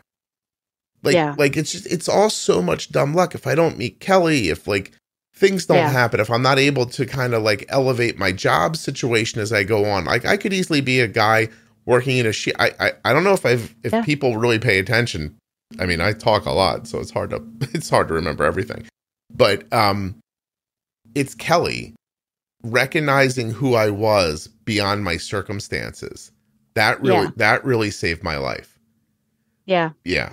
And I don't think I can't say the exact same for my partner, especially like we didn't meet until later, but my partner is also a therapist. And so he's certainly, like, I did a ton of therapy in college. That was kind of after like the peak of my eating disorder. And that really I had to kind of get through that. And that, interestingly, really is mom stuff, not dad stuff. We won't even go into that, but that's a whole nother thing. But he can kind of speak that language with me, right. and again, just help to kind of, it's not about blaming but just seeing things kind of clearly. Okay, when your mom or dad does this, that makes you feel like you should do this, but how does that line up for you? Do you want to do that or not? Did your mom call you fat, or did she infer that you didn't want to be, or like? No, my mom. So I was diagnosed, in second grade, and I was real thin because I had probably been high for a very long time. And again, this is another adult moment that I look back and I'm like, dear Lord. I remember it was about third grade when my mom told me that we needed to watch what I ate because I had gained a lot of weight because I was on insulin and my blood sugar. I wasn't high, so I'm sure some of it was just normal. And also I was kind of having to snack a lot because we were trying to figure out, and I went low like all the time at school. And in my mind, up until a couple of years ago, on one of our books is the picture of me from second grade when I fainted, and then my third grade picture. And in my mind, in third grade, I am obese. Looking at the picture now, after like a several year break, I am a normal kid. Like, I am by no means obese, but in my mind, I am significantly, again, if other people around me would know, and they would challenge this significantly, but like, I am bigger than my mom or my sisters by quite a bit. And that I would say, all had eating stuff. And that was a very common thread, was just talking about my weight, what I'm eating. Do I need that? Maybe it's because of the diabetes, but it was very focused on what you look like. And I never, I was always pretty obviously the one missing the mark. I'll tell you, you've painted a picture today of humanity that doesn't really deserve to exist. I know. And the thing is I love my family. And I know, right? It's the worst part. Met them and came in, they have wonderful qualities too. And that was stuff put on my mom by her mom. I'm very aware of that because I got it from that grandma too, but we didn't live very close to that grandma. But that grandma would openly, if you went in to get a cookie, she would say, do you really think you need that? Or are you supposed to be eating that? Well, listen, so that came, here's the path as far as I'm concerned. The average IQ in society's got to go up to about 110. Maybe 115. Once that happens and we can burn out 2 generations of terrible people, I think we're going to be on our way. I think maybe just another 150 years. if technology and social media doesn't take us down first, I can get with you on that. Yeah, I think that's where we're headed. That's a question that I don't know if we know what factor that has to play yet. It's gonna backfire, and I'll tell you why. I know. I've said this in the podcast before. I'm not embarrassed to say this. In a very short amount of time, social media has, what's the word I'm looking for? Has dulled me to sexuality.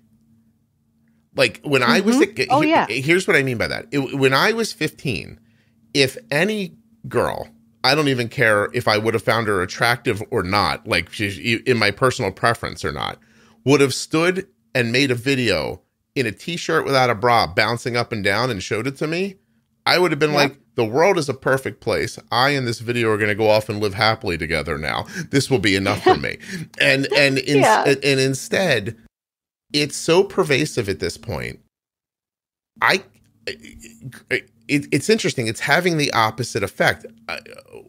I'm not looking at women in the sexual way that I used to all the time. Like it's been put in my face so much, I don't care about it.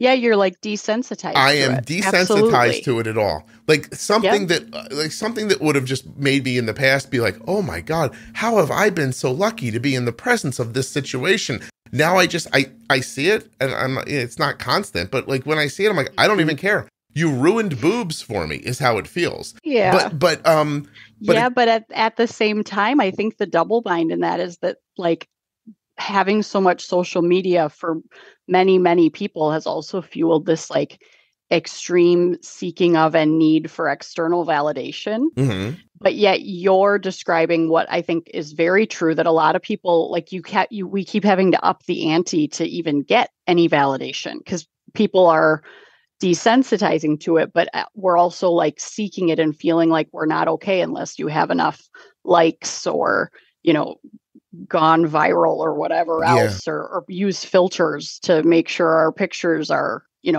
only putting off this certain version of ourselves. And so I think it's hard because there's so much of it that you're probably not going to get a lot of it, or if you get it, it doesn't have much of an impact anymore. Mm-hmm. But yet it's kind of like a drug, that first high. Everybody still, or not everybody, like I don't even really have social media. Yeah. But a lot of people want it. They chase it and can't really get it. I'm going to tell you, for the life of me, what I really believe is this is a positive thing, but it's going to take so long, I'm not going to see it.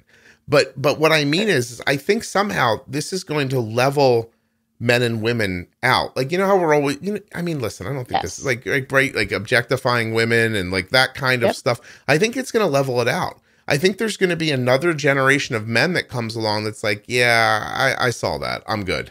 Like, do you know what I mean? Like, and they're not going to get as excited as like a 1983 Scott would have been. We're just like, wow, what have I done? Like, am I being? That would be amazing, and I hope that you are right. I don't know if you are, or if we're just going to keep seeking to then up the ante. But I mean, that's a very positive outlook on it, and I might try to adopt it. Yes, that would be amazing. It's a longer look than I'm not going to live long enough to say it, but I also don't believe that every little girl is going to grow up to be on OnlyFans one day. Like I don't think that either. And it's tough because right now there are some like bombastic stories of there's that girl from the Dr. Phil show. I don't know her name, but do you remember she was on she became very famous on Dr. Phil for like snapping back at somebody in the audience and saying like, meet me outside or something like that. What did she say? Do you want to? Jeez, I have no idea. Okay. I don't. Somebody, I'm going to figure this out. So I think she's on Dr. Phil, if I'm not mistaken. Somebody in the audience, like her mom's trying to she's out of control. Her mom's, meanwhile, if you're on Dr. Phil, we're all out of control. But like, she's out of control. And I guess somebody in the audience pushes back at her. And she stands up and basically, in the vernacular of when I was growing up, offers her out. Says to her, why don't we go outside and fight? Right. And she uses a term. I don't know what it was. Meet me outside or something. And it becomes incredibly like in the zeitgeist. And she becomes famous for it to the point where I think she made a song. Like some producer, came in and was like, let's use your sound clip, make a song of it. Well, now I don't know what she's doing. I want to be clear, I've never seen OnlyFans, but she's on OnlyFans doing something sexual. I don't know to what level, but there are reports from her, like she just brought out her receipts, basically. She made $52 million doing it. And that can take some people and go, well, geez, for $52 million, like, I guess I'd do it too. Like, and people start thinking that way. But I do believe that most people wouldn't. And I don't, and by the way, I don't think that, like, I'm not coming down on those people. I don't even think I think there are people who need pornography and there are people who want to produce it. And I don't care what people do. I mean, if you've listened to this long enough, I don't care what you do. You should do whatever you want to do. But I do think that, like, on that other level where we're talking about, like, it's just desensitized is the right word. Like, you're going to use this thing so many times, it's not going to have its power anymore. Mm-hmm. And I don't know if that doesn't take us in a better direction or not. I'm interested. You know, I wish I could live another 100 years. I'd like to find out if, if young boys just one day will be like, it's okay. Like, I mean, I love you and I think you're pretty and all. And, you know, in our personal life, that's lovely, but I don't need this from everybody anymore. Or maybe I'm just old, Caitlin. You know what I mean? Like, I have no idea. Like, maybe I aged past, my sexual awakening. Anyway. No, I definitely think there's something to it. I don't know about the outcome, but because I don't know, as I said, I will maybe choose to go down your positive route because I don't know what the outcome will be. And that would be great if it did even half of that. And I have to, just say, apparently it was Catch Me Outside. She goes, Catch Me Outside. How about that? Like that. Do you remember that? No, I don't. Okay. I'm now learning more. She's now goes by the name Bad Baby, but it's BHAD, BHABIE. She's the Cash Me Outside girl. She's been in rehab already, for different substance abuses. And then there's this thing from very recently where she put out, she was part of an article somewhere and she said, I made $50 million and please don't call me the Cash Me Outside girl. So she's not even 20 years old yet. Wow. And she has $52 million or whatever from, I'm assuming, I don't know what, but I don't think people run to give you money if you're dressed and on the internet on OnlyFans. Yeah. So. I honestly don't really know how OnlyFans works either. Oh, I think you obviously certainly can. Yeah. You can do it anything you want with it, but I think that what brings in the money. It's used as private porn, basically. Like, there's a person you probably attach your credit card to it and pay them something monthly and it gives you access to a page that other people can't get to. So, but the point is, I don't know what the point is. We're so far away from it now. Here's the point. Here's the point. Everybody's a mess on some level. Yes. And the real goal is, like, for you, tell me again, you're 33. Yeah. You have plenty of time to leave this behind you still. Do you think you can?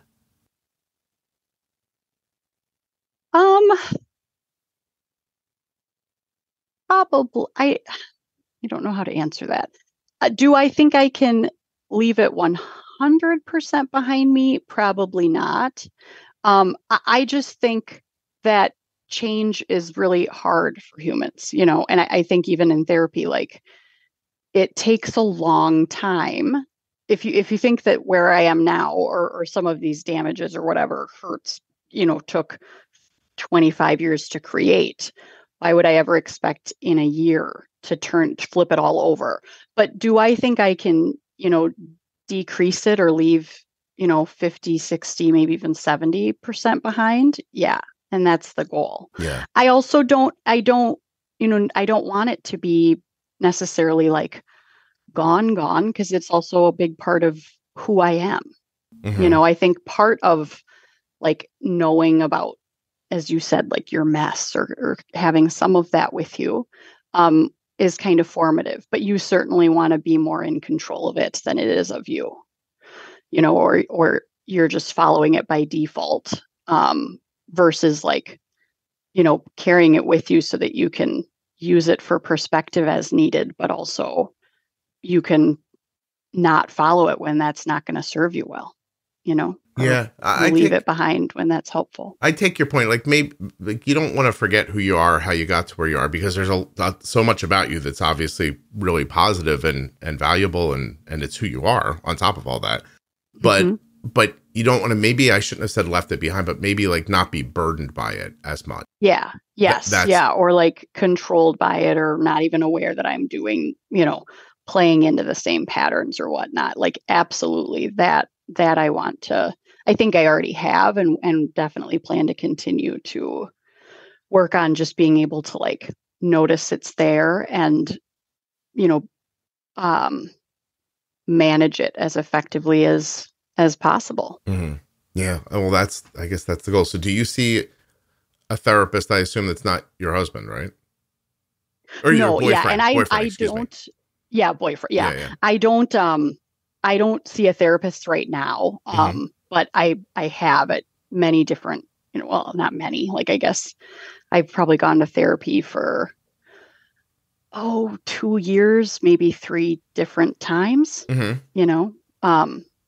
some of that more like spaced out than others. And it wasn't always like weekly, but I'm a very firm, I think literally everyone, whether you have a clinical diagnosis or not, it's kind of just about getting to know yourself and your family, what drives you.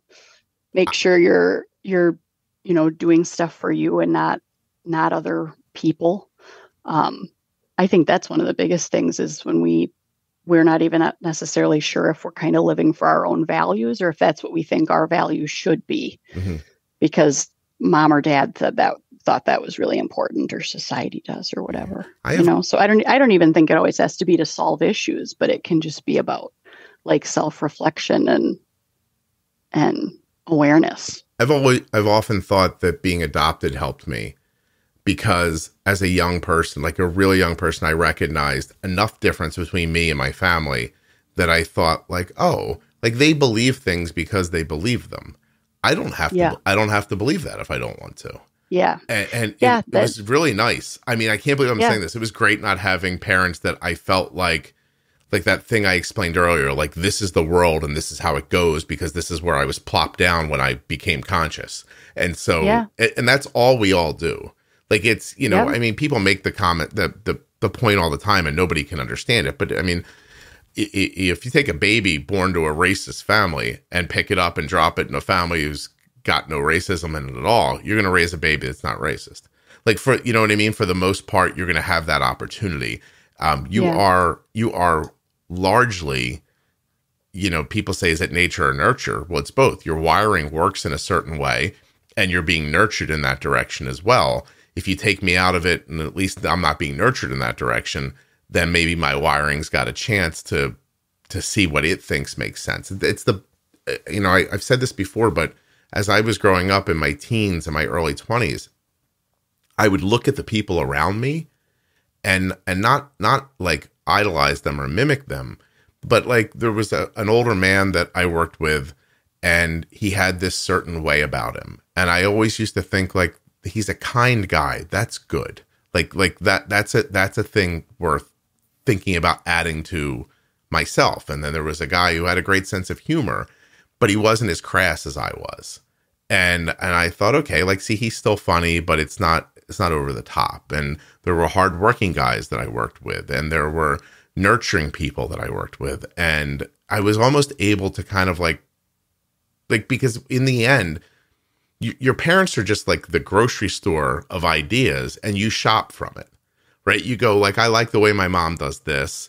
When I feel that way, I might lean into that a little bit. I don't like the way my dad does this. So when I feel myself going that way, I'm going to try not to lean into it. I just used a bigger grocery store. I wasn't stuck with 2 people. Not that, by the way, I didn't take things from my parents who raised me too. There's, like a lot of great about them, but I just had more opportunities. And I'm sure people do that with like family, friends, and, parents of their friends and stuff like that. But I was doing it consciously. Like, I remember doing it consciously. That's all. Yeah, well, and I think the other piece is you have to know that like you have permission to not buy the whole grocery store.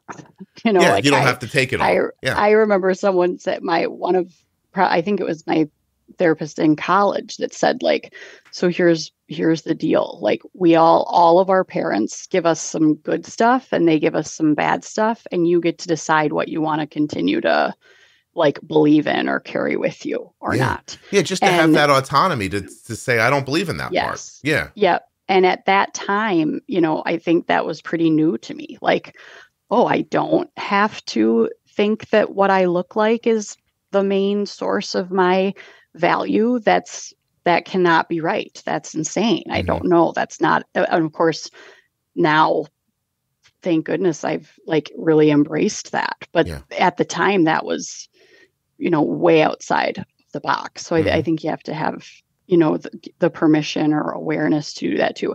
It's interesting about what you said, and I can totally see that about your adoption. I've sometimes felt that way with my diabetes, as much as I, sometimes hate it and wish I didn't have it. I think that one of the reasons I've been able to get a little bit more distance from my family is probably because of the diabetes, because in some ways I was kind of like a burden and they didn't have the tools to deal with it in a super effective way. It created more distance, and they didn't deal with me as much. Yeah. And so I didn't get as much. I definitely got stuff, and I got some stuff that my sisters didn't get, but I've wondered a lot, and I definitely think there is something too that it created some space where there was enough that they didn't really want to have to deal with that I didn't get as much of some of that stuff. Yeah. I take your point. I've watched my sisters, struggle more in other ways. It's interesting. My oldest sister, who would fight back and got the most years with my dad, not being sober, and just hated and would be so openly, critical of his drinking, has a horrible substance use addiction now that she just can't get out of. It's much worse than my dad's, and it's much bigger than alcohol, and it's heartbreaking and scary. Yeah. But I don't, she was really seeped in that. And then, I think she took on some of the intensity, as that oldest sibling often does. But I think that in some ways the diabetes kind of separated me and made me an outsider a little bit. And I think it's one of the things that has allowed me to differentiate in the ways that I have. That's an amazing perspective, that, what you look at as like people not caring about you because your medical needs make you more difficult to them. As hard as that is to hear, and probably as hard as it is to live with, it also created enough space for you where they weren't trying to suck you back into their gravity. And you were able to just go like, it is okay to be away from these people. They're not really helping me anyway. Like, it's like, you know what I mean? Like it's just enough, right? Like they just turn down. Yeah, absolutely. Just enough that you can kind of pull away. And eventually, like, this is still something I will totally trip up on, but I trip on it a lot less often. But it eventually made me also stop begging to be in the orbit. Eventually I found out, you're going to keep getting hurt if you kind of ask for them to care, but there's too much. And so, do that less. I think we always want approval and care. And so, like I said, I think that's something I will still trip up on and think, well, maybe I could tell them about this and they'll react differently. And most of the time I get a pretty similar reaction. And then I think, why would you react that way? And I have to process it. But it's, not only are they not, kind of pulling me back in, because that's bringing stress into their orbit, but I'm also not constantly seeking to get in it, because I know that the orbit kind of ends up hurting me, even though I also know that there's a lot of love in that orbit. And if I just go into it in a very boundaried way, I can experience more of that and less of the unintentional hurts. Does boundaried also mean understanding who they are and not asking more of them than they have? Yes. Okay. Yep. Absolutely. Yeah. And kind of knowing that's what I mean when I say like seeing them clearly, kind of knowing what they're capable of, what they aren't, what are my bottom lines? Because just because they're not capable doesn't mean that I should settle on everything. There are some limits that I just, all right, well, then I will not, like, you don't have the right to this type of information anymore because I'm not going to allow myself to get hurt by that. But this is a place where we can connect and it's like safe, and I will choose to connect that way instead. So like you were saying it quite well earlier when you just talked about, like, I talk about trying to understand parents a lot, and it's not ever that I'm trying to say that everything they did was okay. Like, again, no parent is perfect, including myself, and I'm going to give my kids some damage, I'm sure. But all we can do is our best. It's not ever about saying that if I understand, like, my dad's childhood, that makes everything he did okay. Right. But at least I can understand that it wasn't about me. And it also wasn't about him trying to do that. It was about, this was a situation that was kind of created in him, and he's doing the best that he can. And sometimes that wasn't good enough, and it's okay that I have hurt around that. But it wasn't that he purposefully tried to just do that to me. That makes sense that he did that. It doesn't make it okay, but it helps me to understand it, and in not a way where I blame myself. Mm-hmm.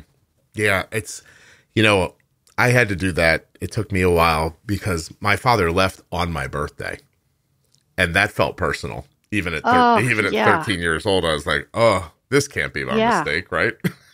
Yeah. So, but still, it's still meaningless. Like, I think that, I mean, I don't know, right? But I challenged my dad in a way that he wasn't expecting and he wasn't equipped to fight back with.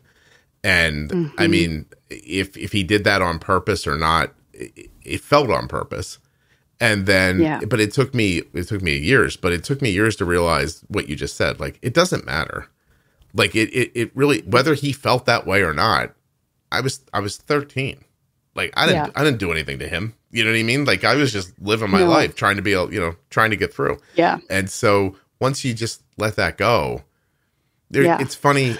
It's funny how much talk therapy can help with that too. I don't need therapy. I have this podcast, but just talking things through and saying them out loud, as crazy as it sounds, and I'll say this over and over again forever.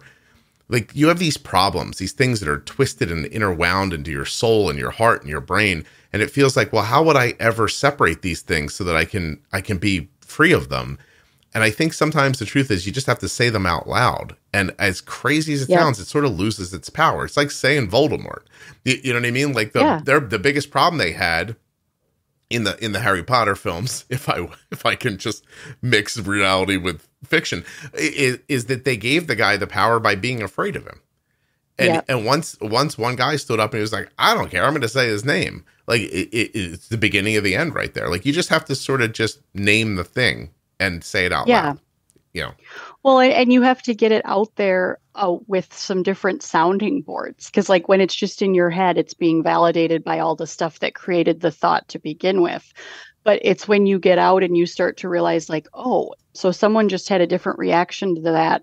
I guess not everybody's family did that. I think as humans, we're very used to, like, we just kind of assume that everyone's thinking or experiencing a somewhat similar thing. We're not super comfortable with change or difference. But then when we talk out loud, it kind of forces us to see that either doesn't sound right, or someone had a response that was so different. And, well, how is their response so different than mine? I thought everyone would think this way. Mm-hmm. Well, their parents taught them this. It just helps.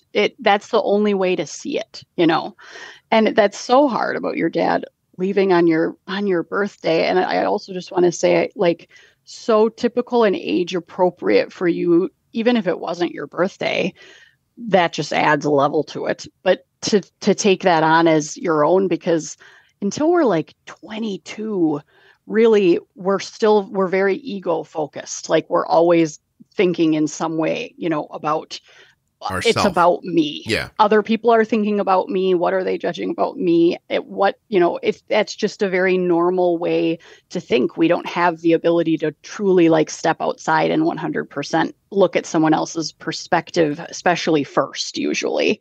And so, that's why so many kids feel like the divorce is their fault, abuse is their fault. It's just at that point, that's like our developmental brain space where, just as I thought that some of the diabetes stuff was my fault, or, I better hide this because you obviously did something wrong to make it this way. Yeah, when you stop and think about it, my dad was he was a simple guy, right? He grew up on a farm.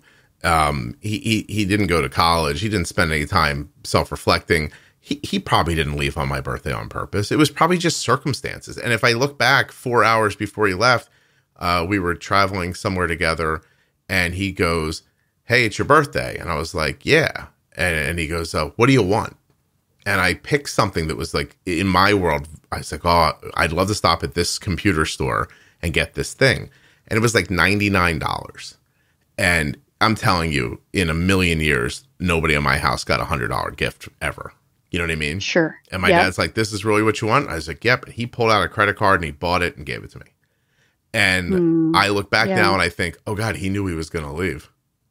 Like he knew, like it was all planned out already. Like, but so like when I can really, as an adult, look back on it, I think if he's trying to hurt me, he wouldn't have bought me a big gift before he did it. And I was this had nothing to do with me. But like, to your point, everything feels like it's about you, especially when you're younger. And so anyway, this just was random. He wasn't even like thoughtful enough to think, "Oh, I am going to leave, but let's not do it on Scott's birthday." Like he wasn't that well thought out. You know what I mean? Like, I don't think he was well thought enough out to hurt somebody on purpose, to be perfectly honest with you. It's oh my God, we could talk about this forever. I got to let you go. We've been doing this for 2 hours. Yeah. 2 hours. I don't know if this is the longest one ever, but we got to be right in the ballpark. So I need to ask you one question before we go. Because I want to use the right phrasing.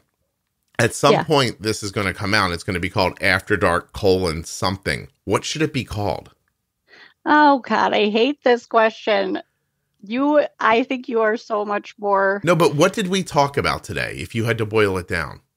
Oh, you mean, okay. So not one of your clever. Not a clever. No. You don't have to. Topic. So they know. Okay, I can do that. What did we talk about?